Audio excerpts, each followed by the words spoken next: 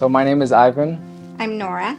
So as we were canvassing the streets yesterday, we passed by one individual who was taking out groceries from his vehicle. So, the Lord convicted us to stop by his vehicle and give him the books. His name is Antoine. And at first, we caught him off guard because his hands were full. But we approached him, and he had a willing ear to listen to what we had.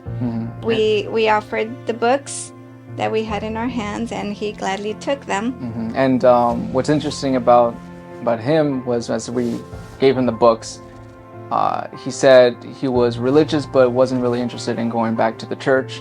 We asked him why that was, and he said there was a lot of corruption he sees in the state of the world, the state of the church, a lot of corruption taking place in the church.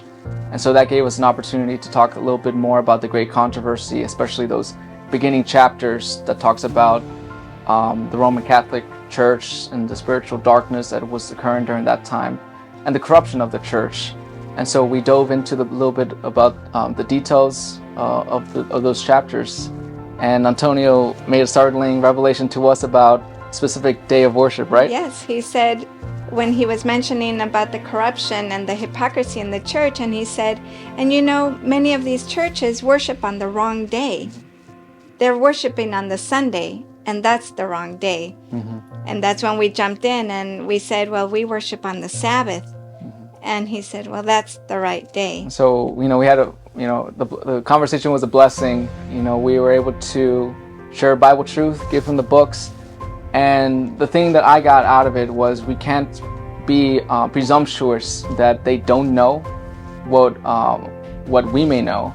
And so we always have to be open to sharing what God is placing in our hearts, whether it may be a little more tougher truth to share.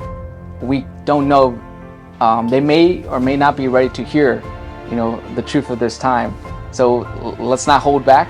Whatever God is placing in our hearts to share, let's say it with holy boldness, with meekness and love.